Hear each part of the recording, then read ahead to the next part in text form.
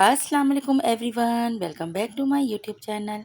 आज मैं अपने चैनल पर आप लोगों के साथ कच्चे गोश्त या कच्चे कीमे के कबाब की बहुत ही ज़बरदस्त सी रेसिपी लेकर आई हूँ।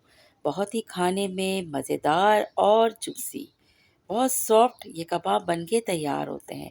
बस रेसिपी को एंड तक देखें, स्टेप बाय स्टेप फॉलो करें और बना लें ये बहुत ही इजी से कच्चे गोश्त के कबाब अपने घर में। इसे बनाकर आप फ्रीज भी कर सकते हैं। मज़ेदार से कबाब की रेसिपी शेयर करने से पहले एक छोटी सी रिक्वेस्ट है, अगर मेरे चैनल पे फर्स्ट टाइम विजिट किया है तो चैनल को सब्सक्राइब कर दें, साथ साथ बेल का आइकन भी प्रेस कर दें ताकि हर आने वाली वीडियो का नोटिफिकेशन आपको सबसे पहले मिले। कच्चे गोश्त के मज़ेदार से कबाब हम तैयार करेंगे। बीफ में हाफ के जी से ज़्यादा हमने यहाँ पर गोश्त लिया है। इसके अलावा यहाँ पर हमने लहसुन अदरक का पेस्ट एक टेबल स्पून कच्चा पपीता पिसा हुआ, एक दरमियानी साइज़ की प्याज और 3 अदद हरी मिर्च। सबसे पहले हमने यहाँ पर हरी मिर्च और प्याज को एक साथ ग्राइंड कर लेना है और इसका एक्स्ट्रा पानी ड्रेन कर देना है। कबाबों में जाने वाला मसाला तैयार करते हैं। सबसे पहले लाल मिर्च लेंगे हम और साबित धनिया और ज़ीरा बराबर क्वांटिटी में इसे हल्का सा भूनेंगे और इसे दरदरा सा ग्राइंड कर लेंगे। इसके अलावा हमने यहाँ पर अब चीज़ों को मिक्स करना शुरू किया है। लहसुन अदरक का पेस्ट और कच्चा पपीता जो पिसा हुआ रखा था वो हम कीमे में ऐड करेंगे। सॉल्ट हमने यहाँ पे लिया है 1 टीस्पून। इसके अलावा जो मसाला भी हमने तैयार किया था वो यहाँ पर आप अपनी मर्ज़ी से कम या ज़्यादा कर सकते हैं। मैं यहाँ पर 1.5 टेबल स्पून इस्तेमाल कर रही हूँ। प्याज और हरी मिर्च को भी हमने ग्राइंड कर कर इसमें ऐड कर लेना है और इसे अब हम अच्छी तरह से मिक्स करना शुरू करेंगे।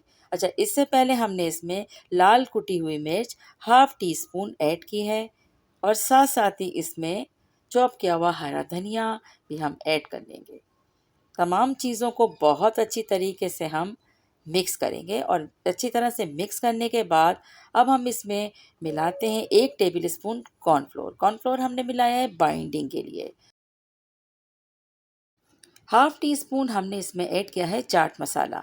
अगर आप चाट मसाला नहीं डालना चाहते तो आप इसमें नहीं डालें।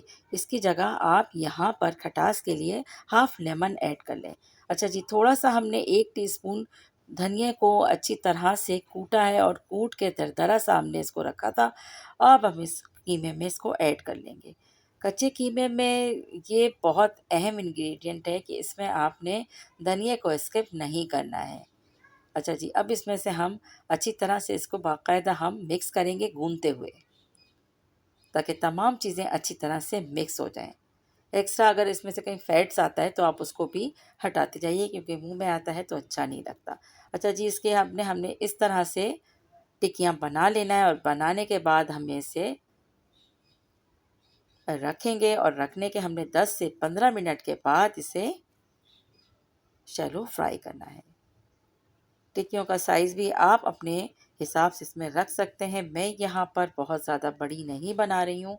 इस तरह से तमाम कीमे की हम यहाँ पर टिक्कियाँ बना के तैयार कर लेंगे। अच्छा, इस स्टेज पर आप इसे फ्रीज़ कर सकते हैं। इस तरह से अब ये तमाम कबाब तैयार हो गए हैं और अब हम इसे करते हैं फ्राई। 10 से 15 मिनट रखने के बाद जब आप फ्रेश बनाते हैं तो इसको थोड़ी देर से रखिएगा, इसके बाद इसे फ्राई कीजिएगा। इसमें ये नहीं है कि आपको बहुत ज़्यादा ऑयल में फ्राई करना है और बस इस तरह से हमने इसे बहुत धीमी आँच पर इसको फ्राई कर लेना है। एक साइड से जैसे ही कलर चेंज होता है, साइड को चेंज कीजिएगा। बहुत अच्छी तरीके से अंदर तक कुक हो जाएँ, इसके बाद आप डिश आउट कीजिएगा।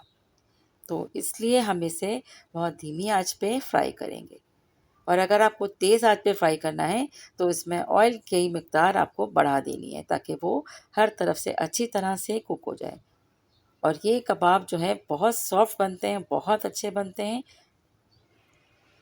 और टेस्ट इसका बहुत ही ज़्यादा लाजवाब होता है। एक दफ़ा आप लोग इस रेसिपी को ज़रूर ट्राई कीजिएगा। इंशाल्लाह बहुत अच्छे कबाब बन के तैयार होंगे।